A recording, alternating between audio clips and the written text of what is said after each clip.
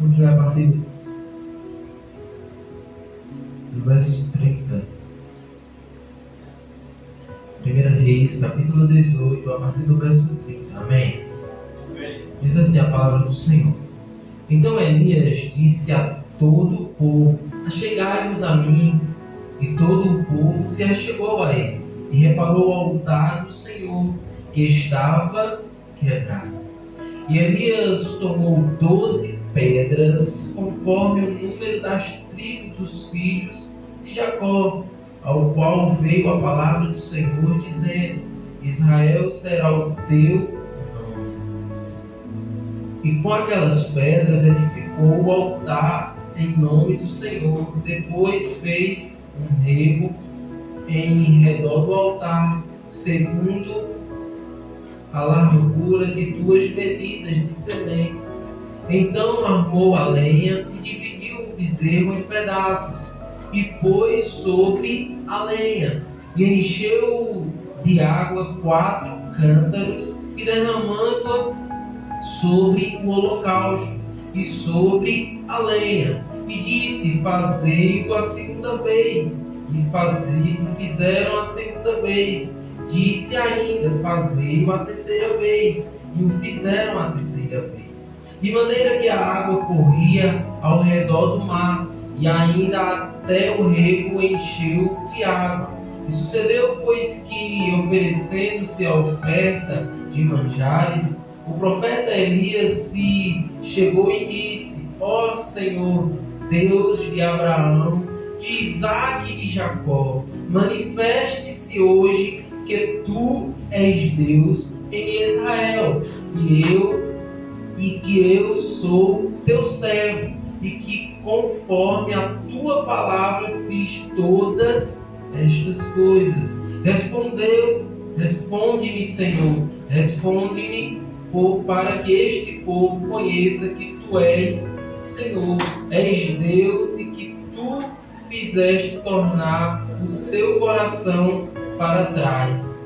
Então caiu fogo do Senhor e consumiu o holocausto e a lenha, e as pedras e o pó, e ainda lambeu a água que estava no rio. Amém.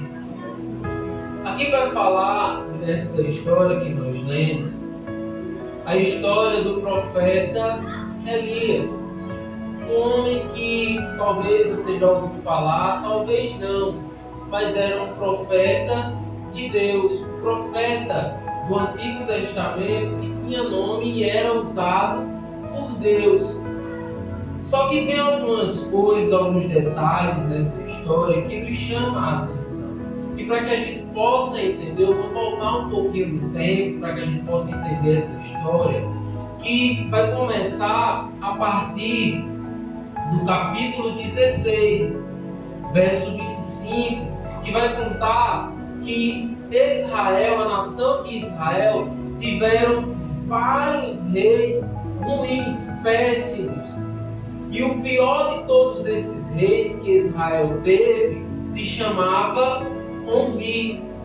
E aí a palavra de Deus vai nos ensinar que Acabe, o rei Acabe, que era o seu filho, o filho do rei Omri, assim assumiu o trono após a morte do seu pai. E aí algo é interessante nessa história, porque entra o profeta Elias nessa história, juntamente com o rei Acabe. Acabe, também junto com o seu pai, que foi um dos piores reis de Israel, vai fazer algo pior ainda do que Omri.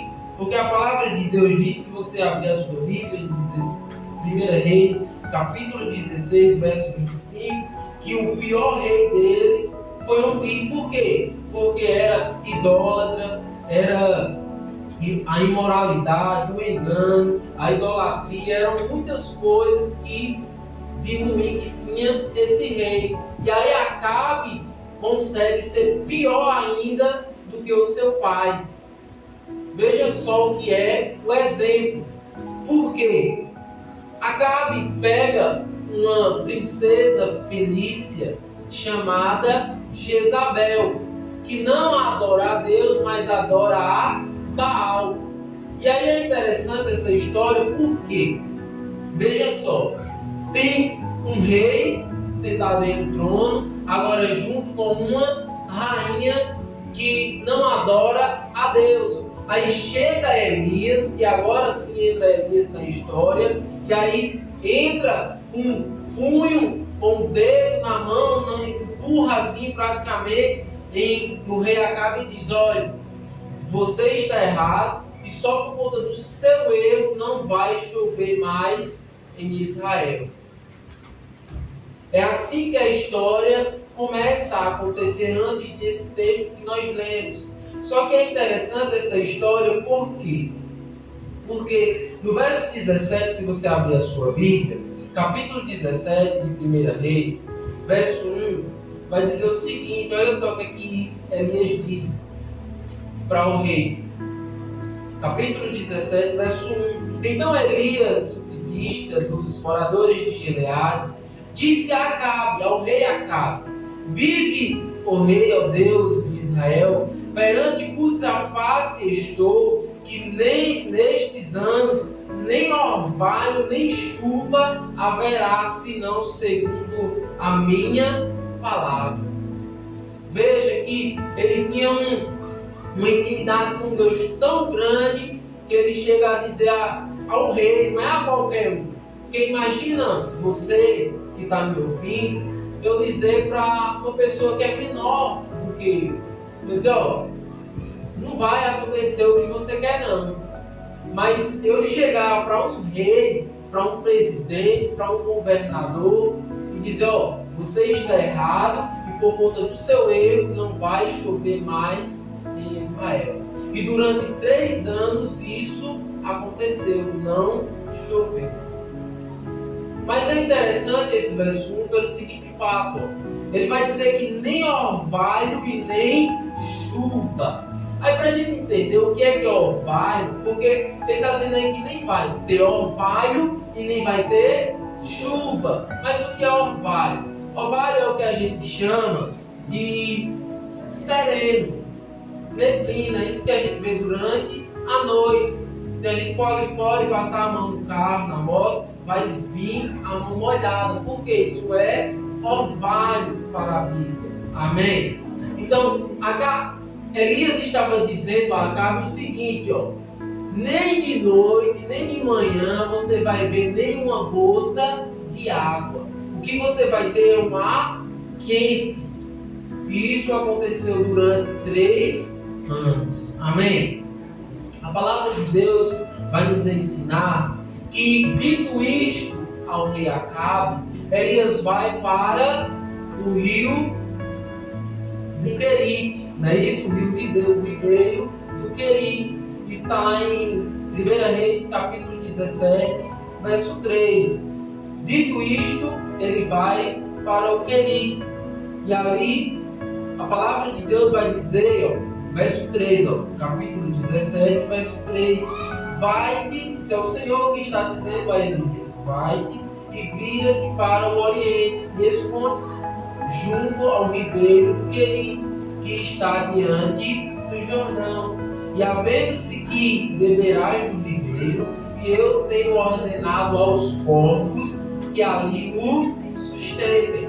Veja, Elias afronta o rei Acabe, e aí Deus manda ele ir para o rio, para ali ficar bebendo da água do rio, e Deus manda corvos todos os dias alimentar a Elias com pão e carne.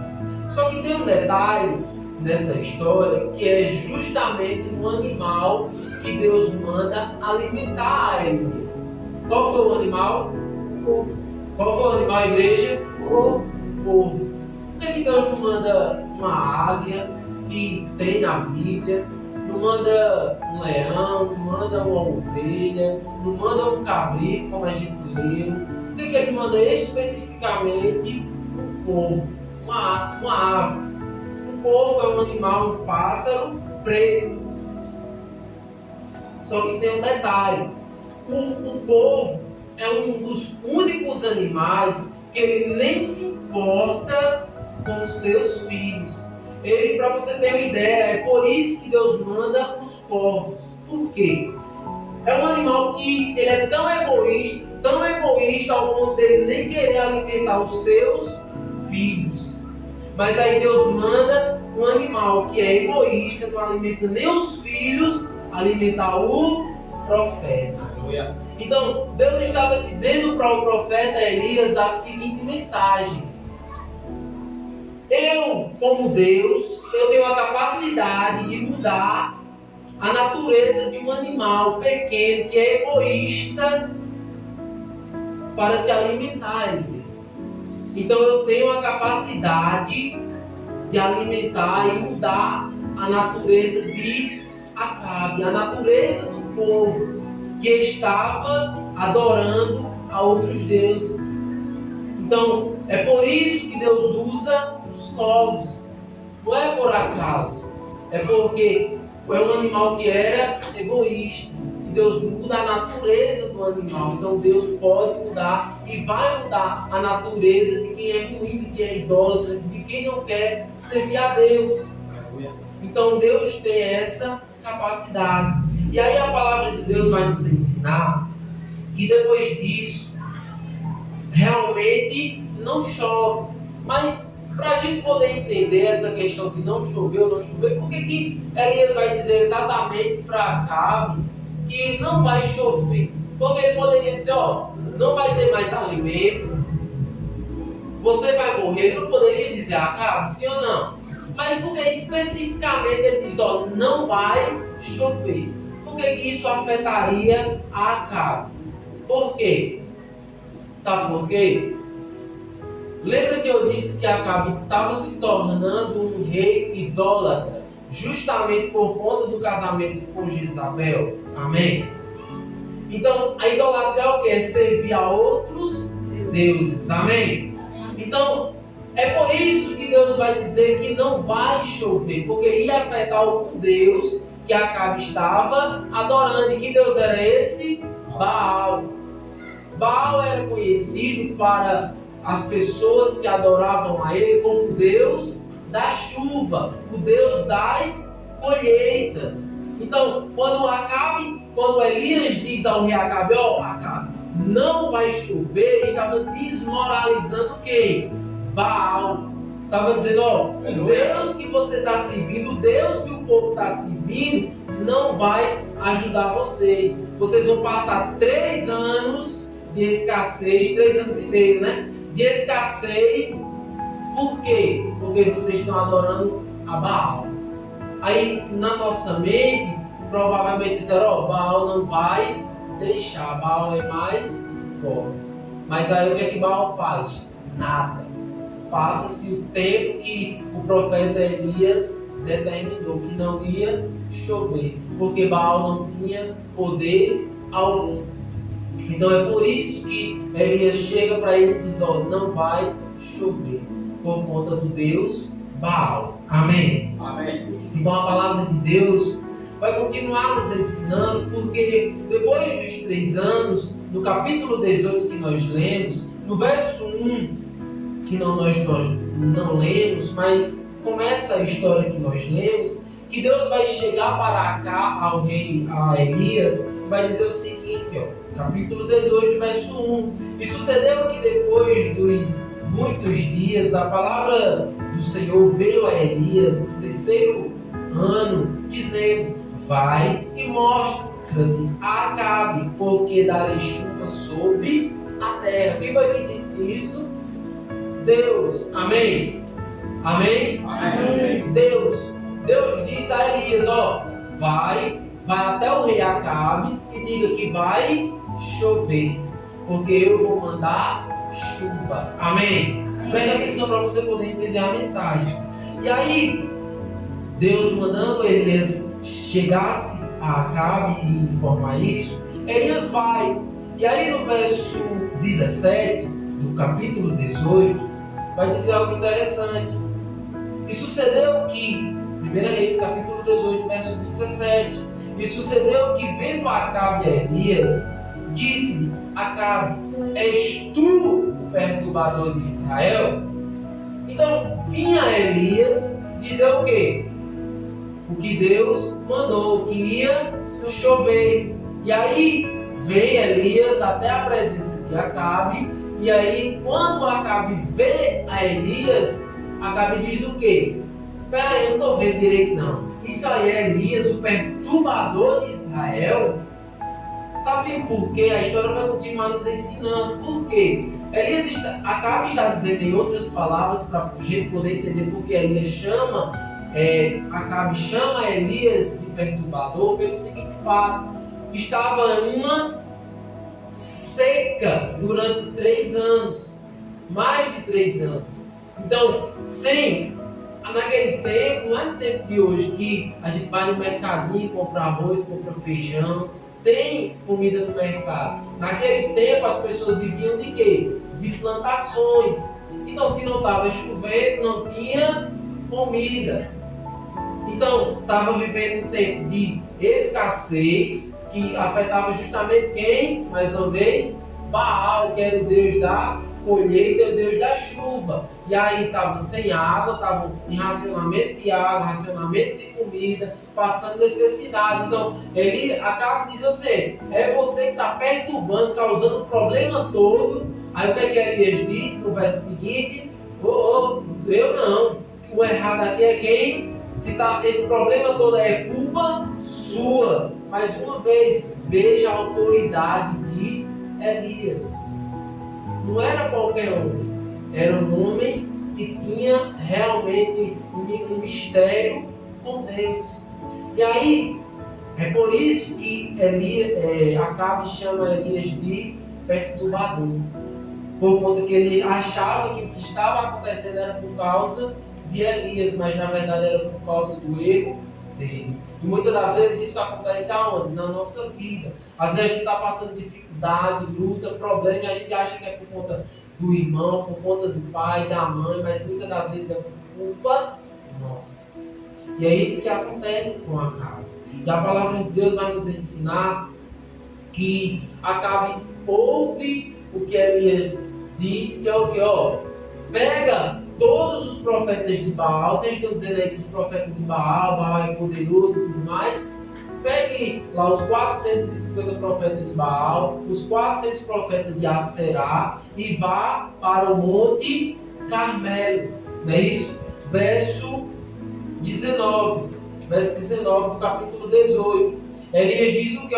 Pega esses 850 profetas e vá para o Monte Carmelo, porque lá eu vou mostrar quem é poderoso e quem é Deus, se é Baal ou se é Deus. E aí o que é que Acabe faz? Leva os profetas. Mas é interessante porque esse verso 19, quem é que diz que tem que ir? Elias. Elias que diz o seguinte, verso 19: agora pois envia junto a mim toda a Israel no Monte Carmelo. Monte fica onde, igreja? No alto ou no baixo? No alto. Fica onde? No lugar baixo ou no lugar alto? Alto. Aí, quem foi que mandou ir para o alto? Elias. Então sabe o que a gente aprende com isso? Elias estava passando pelo quê? Por uma prova, uma dificuldade. O povo estava passando por conta da desobediência. Aí o que Elias faz? Leva o problema para onde? Para o alto, para o Monte Carmelo. Verso 19, não sou eu, a Bíblia que está nos ensinando. Então veja, o meu problema e o teu problema só vai ser resolvido quando eu levar para onde? Para o alto. Para quê? Para Deus. É isso que a palavra está nos ensinando. Você está com problema, está com dificuldade? Não é para o vizinho que eu tenho que levar, não é para o meu pai, não é para minha mãe, é para onde? Para Deus, para o alto. Então é por isso que Elias indica o lugar, porque Elias poderia dizer, pegue lá os 850 profetas e me diga um local, mas não, quem escolhe o local é quem? É Elias. Porque o problema tem que ser resolvido que eu tenho é com Deus, é no alto. Amém? Amém. Então a palavra de Deus, ela é bonita e ela ensina-nos a todo momento. E é interessante que Elias chama esses 850 profetas e chega no Monte Carmelo. E aí começa a história que nós lemos. No verso 21, vai dizer que Elias diz: até quando vocês vão ficar entre dois deuses? Até quando você vai andar em dois caminhos? Ou você serve a Deus, ou você serve a Baal. E aí o que o povo faz? Fica calado. Não se decidem. Então, eu e você temos que nos decidir todos os dias, a todo momento. Eu não posso servir a Deus hoje, eu não posso servir a Deus só no domingo, só na segunda, no círculo de oração. Aí na terça eu vou agora ouvir louvores mundanos. Na quarta eu vou estar discutindo com o meu vizinho. Não, eu tenho que servir a Deus todos os dias, a todo momento. Então, o povo de Deus daquela época estava fazendo isso. Um dia servia a Deus, outro dia servia a Baal. Não se decidiam a qual Deus eles queriam acreditar. E aí Elias puxa a orelha deles: vocês têm que se decidir. Ou vocês vão servir a Deus ou vão servir a Baal. E aí o povo fica calado. E aí começa, Elias diz: Acabe, pegue 2 cabritos. Um vocês vão dar aos 850 profetas e um deixa comigo. Aí vocês vão armar um altar e não é para colocar fogo, mas vocês vão clamar ao Deus Baal. O Deus que responder com fogo é o Deus verdadeiro. E aí, logo cedo da manhã, logo de manhãzinha, Elias deixa: como eu estou em menor número, vocês estão em maior número, então quer dizer que vai ser mais rápido de vocês. A oração de vocês vai ser ouvida primeiro. Vão lá, pode começar primeiro. E aí eles começam de manhãzinha, 5 horas, não diz a hora, tá? Na Bíblia, mas imagine que logo cedo, 5, 6 horas, eles começaram. A Bíblia vai dizer que eles ficaram até meio-dia, clamando, se cortando, fazendo de tudo para que Baal mandasse fogo. Aí Baal manda fogo? Sim ou não? Não. Baal manda fogo? Sim ou não, igreja? Não. Aí Elias é interessante porque Elias começa a zombar desses profetas. Eu acho que vocês estão clamando muito baixo. 850 profetas, eu acho que vocês estão falando muito baixo. Eu acho que vocês têm que falar mais alto para Baal ouvir. Aí eles começam. Aí, vocês estão se cortando muito pouco. Se corte mais. Vocês estão... Talvez Baal esteja dormindo. Talvez ele deve ter ido atender outros profetas. Não está ouvindo vocês. Ele começa a tirar onda no nosso linguajar. Porque ele sabia que Baal não ia responder. Mas aí ele começa a nos ensinar, Elias, por quê? Elias diz, no verso 30,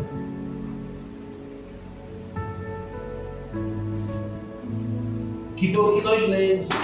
Ele repara o altar, porque o altar tinha sido quebrado, tinha sido destruído. Então Elias pega o altar, coloca 12 pedras, o altar era construído de pedras, 12 pedras representando o quê? As 12 tribos, é o que nós temos. Coloca lá as 12 pedras, faz um buraco para você entender, um buraco ao redor das 12 pedras, cava um buraco, e aí coloca o cabrito partido em pedaços sobre as pedras, sobre o altar, sobre a lenha. E aí, estava quanto tempo sem chover? 3 anos, mais de 3 anos, 3 anos e 6 meses. E aí, a palavra de Deus vai nos dizer que Elias pede algo que não tinha há 3 anos e 6 meses, que era o quê? Para colocar onde? buraco, no rego que ele fez. Veja que Deus, ele pede de mim e de você, não é algo fácil. E muitas das vezes a gente acha que Deus vai pedir, eu recebo R$ 1.500 o salário mínimo, Deus vai me pedir R$ 1, Deus vai me pedir R$ 2, eu tenho uma feira lá em casa que é 20 sacos de arroz, Deus vai me pedir um arroz, não. Deus vai pedir o que você não tem, ou o que está difícil para você. Talvez seja o seu tempo, talvez seja a sua oração, que você não tem orado. Deus vai pedir algo que muitas das vezes é difícil para você fazer, o seu jejum, a sua oração. Deus quer o nosso sacrifício, porque Ele poderia ter pedido qualquer coisa, mas Ele pede o que era difícil naquele tempo. E aí Elias coloca, não uma vez, não duas, mas 3 vezes. E aí a palavra de Deus vai nos ensinar que Ele coloca, mas é mais interessante o que Elias faz antes, o que nós lemos. Preste atenção. A palavra de Deus vai dizer, a partir do verso 30, que Elias começa a edificar o altar. Ele só termina no verso 35, não é isso? Ou seja, do 30 ao 35 são quantos versículos? 6 versículos. Se você contar 30, 31, 32, 33, 34, 35. São quantos versículos? 6. 6 versículos o quê? Montando o altar. Quantos versículos Elias ora? Vamos lá acompanhar. 36 e 37. Quantos versículos? 2 versículos. 6 versículos ele está montando o altar e 2 ele está orando.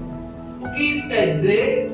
Que vida de Deus sem oração, sem altar de oração, não tem como.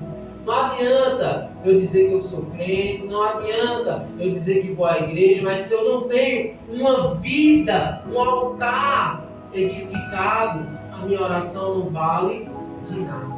O meu dia, o meu domingo, vindo à igreja não vale de nada. Eu tenho que ter uma vida de oração, uma vida com Cristo. É isso que Elias está nos ensinando. Nada vale ele ter passado 10 versículos orando se ele não tivesse um altar. Nós temos que ter um altar, e o altar é o que? O nosso corpo. Nós temos que ter uma vida de oração. Não é uma oraçãozinha que vai mudar a nossa vida. É uma vida. Amém? Então é por isso que Elias passa 6 versículos edificando o altar e apenas 2 orando. E veja que ele começa a edificar o altar de baixo. Ele pega as pedras, faz um buraco, coloca a lenha, depois o cabrito. Então, a minha vida de oração com Deus tem que começar aonde? De baixo. De baixo é o quê? De joelhos. Não é de cima, não é mostrando aqui em cima que eu vou ter uma vida de oração. É de joelhos, é no nosso quarto. Amém? A palavra de Deus nos ensina que Elias molha a lenha, não é assim? Sim ou não? Sim. Talvez Elias tenha molhado a lenha para dificultar, sabe por quê? Não sei se vocês já viram, mas muitas das vezes quando está aquele deserto de mar seco, do nada começa a pegar fogo por conta da quentura. E aí Elias molha a lenha pelo seguinte fato: se a lenha estivesse muito seca, os profetas talvez iam começar a colocar desculpa. Não, talvez a sua lenha estivesse mais seca, a minha já estivesse verde, então é por isso que não pegou fogo. Porque estava quente a época. Lembra que eu disse que não tinha nem orvalho? Então o tempo, a temperatura estava quente demais. Então provavelmente Elias molha essa lenha, talvez para ficar impossível para ele, porque, não sei você, mas você já pegou um fósforo molhado e tentou pegar fogo, tentou que ele pegue fogo, é fácil, mas ele seco é bem mais fácil de pegar fogo. Mas é interessante por quê? o que é possível para Elias, Deus não faz. Mas é o que é impossível para Elias, aí Deus entra no negócio. Deus entra em ação. Talvez seja por isso, a Bíblia não vai nos ensinar, não vai dizer o motivo. Mas Elias, ele molha a lenha. E aí, a palavra de Deus vai nos ensinar que a partir do verso 38, que Elias, ele oferece a Deus o cabrito, a água, como oferta. Mas a palavra de Deus, como nós falamos agora, Baal é o Deus da chuva, não é? Mas se você abrir a sua Bíblia, no livro de Hebreus, capítulo 12, verso 29, vai dizer que Deus, ele é fogo consumidor. Hebreus, capítulo 12, verso 29. Baal é o que? Deus da chuva. Mas quando Deus manda fogo, o que é que acontece com a água que estava ao redor da vala? Evapora. Então, em outras palavras, Baal, que era o Deus da água, ele é consumido, ele é engolido por Deus. Então, Deus já mostra para Elias e para aquele povo que era maior do que Baal. Amém? Só que é interessante essa história, eu gosto muito da história de Elias, não só por esse fato, mas aí, para finalizar a história, Elias faz tudo que Deus mandou e Deus manda fogo. Não é assim o verso que nós lemos? Sim ou não? Sim. E consome a água, consome a lenha, consome o cabrito, consome tudo. E aí o que é que acontece logo em seguida? Elias manda que todos os 850 profetas fossem mortos. Só que depois disso, que os profetas são mortos, Elias diz o seguinte ao seu moço, não diz quem é, mas diz o seguinte, ó. Elias tinha um servo, um jovem aprendiz com ele, talvez fosse Eliseu. A Bíblia não diz quem é esse jovem, mas diz o seguinte, depois que esses profetas foram mortos, Elias diz, ó, Deus disse que ia mandar chuva, vá lá, vê se suba e vá lá, vê o que é que você vê. Aí o que é que o jovem vai e faz? Olha, volta para ele e diz, ô Elias, eu não vi nada. Aí ele diz, ó, vá de novo e me diga o que é que você vê. Ele vai de novo, olha, volta e diz, ô Elias, eu não vi nada. Aí ele diz, ó, vá de novo, volte lá e veja o que é que você vê. O que é que ele faz, igreja? Ele vai, olha, e o que é que ele vai, volta para Elias. O que é que ele diz agora, Elias, que não viu o quê? Ele não viu o quê? Nada. Isso durante 7 vezes. Ele vai a última vez, a 7ª. Olha, eu acho que ele deve ter ficado, eu acho que um pouco até constrangido, com vergonha de voltar e dizer, rapaz, se eu voltar lá e vou dizer a Elias, o que é que você viu? Ele disse, se eu disser que eu não vi nada, ele vai mandar eu ir de novo, eu já estou cansado, 7 vezes já. Aí o que é que ele diz a Elias agora? Eu vejo uma pequena nuvem. Do tamanho de quê? Da mão de um homem. Isso é a mesma história, só que as pessoas muitas das vezes só usam essa história da mão do homem, que ia chover, que Deus, que ele viu uma nuvem do tamanho da mão de um homem, mas é a mesma história da batalha dos profetas, e eu vou mostrar para finalizar. E aí Elias diz, ó Elias, eu vi agora uma nuvem do tamanho da mão do homem, ela é bem pequena, sabe Elias, mas eu vi. Eles, pronto, agora você vai até Acabe e diga que vai chover uma grande chuva. E aí, você acompanhando, você vai ver isso no verso 18, verso 44. E sucedeu que a 7ª vez disse, eis que uma nuvem pequena, como a mão de um homem está subindo. Mas aí o 45 vai dizer, ó, os céus se encheram com uma nuvem e veio uma grande chuva. Mas a nuvem não era pequena, sim ou não? Sim. Mas como é possível uma nuvem pequena, do tamanho da mão do homem, fazer uma grande chuva? Isso é interessante porque isso lembra a questão do avião. Quando a gente vê um avião embaixo, no chão, a gente vê ele grande. Mas quando a gente vê ele lá em cima, a gente vê ele pequeno. Mas não quer dizer que ele seja pequeno. Só que é interessante porque essa história, porque que Deus fala com Elias a partir dessa história e fala comigo e com você. Por quê? Porque para Deus mandar grande chuva não precisa de grande nuvem. Para Deus fazer algo na sua vida não precisa de coisas grandes. É coisas pequenas que Deus usa. É a sua oração pequena, talvez o pouco tempo que você tem. Então, muitas das vezes para Deus fazer um milagre na minha e na tua vida, Ele usa coisas pequenas, aparentemente aos nossos olhos.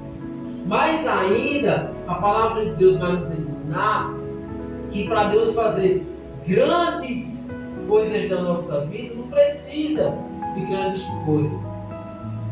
Eu não preciso muitas das vezes fazer muito esforço, mas eu preciso fazer um esforço. E a palavra de Deus vai nos ensinar que, um exemplo, a mulher, Deus promete à mulher lá do fluxo de sangue, a Bartimeu, Deus cura ambos, mas para Deus curar a mulher, ela teve que fazer o quê? Tocar. Para Deus curar Bartimeu teve que fazer o quê? Gritar, clamar. Então, para Deus fazer algo, eu e você precisamos fazer primeiro. E a prova disso é o que nós lemos. Talvez você não percebeu, mas aí tinha uma história que eu estava sendo contada. No verso 18, no capítulo 18, verso 1, Deus diz o que é Elias. Capítulo 18, verso 1, igreja. O que é que Deus diz a Elias?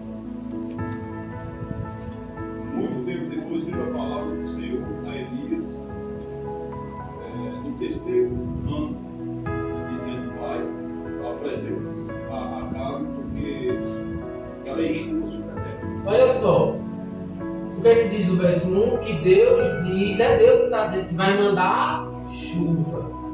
Mas, olha só, presta atenção, amém? Deus diz que vai mandar chuva. Mas por que Deus vai mandar chuva e por que Elias oferece água? Deus não disse que ia mandar chuva, precisava Elias oferecer alguma coisa? Precisava sim ou não? Não, Deus mandaria. Mas por que Ele oferece? Porque é como eu falei agora há pouco, para Deus oferecer, Deus promete algo a mim e a você, não quer dizer que eu não preciso fazer nada não. Eu tenho que fazer sim. Por quê? Deus curou a mulher, mas ela teve que tocar. Deus disse a Elias que Elias vai chover. Mas para chover, o que é que Elias teve que fazer? Fazer um sacrifício. Arrumar o quê? Cântaros de água. Como que Elias oferece algo pouco? Olha só, por quê? Ele pega o pouco e oferece a Deus e se forma o quê? Uma pequena nuvem. O que você oferece a Deus pode parecer pouco, mas o que Deus tem para fazer com aquilo que você oferece é muito. Você pode oferecer a Deus: eu tenho só R$1, eu tenho só R$10, eu tenho só isso aqui. O meu tempo que eu tenho hoje, Deus, para orar é só 5 minutos, é pouco, perto das 24 horas que Ele me dá. Mas o pouco que eu ofereço a Deus, Deus faz grandes coisas na minha vida.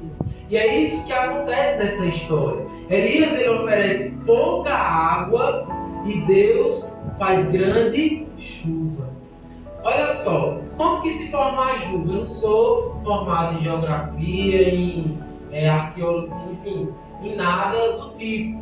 Mas como que se formam as nuvens? Para a gente entender a mensagem. As nuvens, elas são formadas a partir de quê? O aquecimento. A terra tem água, sim ou não? Se aquece a água, a terra, o calor pega a água é líquida. Se evapora, se transforma em gás, para você poder entender, e ela sobe para onde? Para o alto. E aí, lá no alto, aquela água que se transformou de água para vapor, lá volta a ser água. E aí acontece o que a gente chama de nuvem e de chuva. Aí eu pergunto para você, o que foi que Elias ofereceu? Água. Água, não foi? Sim ou não? O que é que Deus mandou? Deus mandou o quê? Fogo primeiro, calma aí. Acompanha o raciocínio. Elias, ele ofereceu água. Deus mandou o quê? Foi o desafio que Elias propôs. Deus mandou fogo. Fogo é o quê? Quente ou frio? Então, o calor consumiu o quê? A água. E aí o que é que aconteceu? Com essa água que Elias ofereceu, subiu e se transformou numa pequena nuvem. Então veja que Deus mandou Elias, sim ou não, dizendo a Elias, vai chover, Elias. Mas para chover, Elias teve que oferecer. Então Deus diz assim, para você entender a mensagem. Deus diz, você vai ser uma bênção. Você vai receber uma grande bênção, vai receber um milagre. Mas para isso acontecer, você vai ter que sacrificar. Você vai ter que oferecer a Deus primeiro. Porque Deus disse a Elias, mas Elias, ele ofereceu. E aí, a oferta de Elias se transformou em uma pequena nuvem. E essa nuvem se transformou em uma grande chuva. Amém? Então, para que eu e você venhamos aprender, Deus, ele nos promete. As promessas de Deus são inúmeras para mim e para você. Mas muitas das vezes, para acontecer, está faltando um detalhezinho. Meu e seu. Servir a Deus verdadeiramente e oferecer. Se sacrificar para que o milagre aconteça. Amém? Meus irmãos, fiquem com essa palavra. Eu agradeço a oportunidade.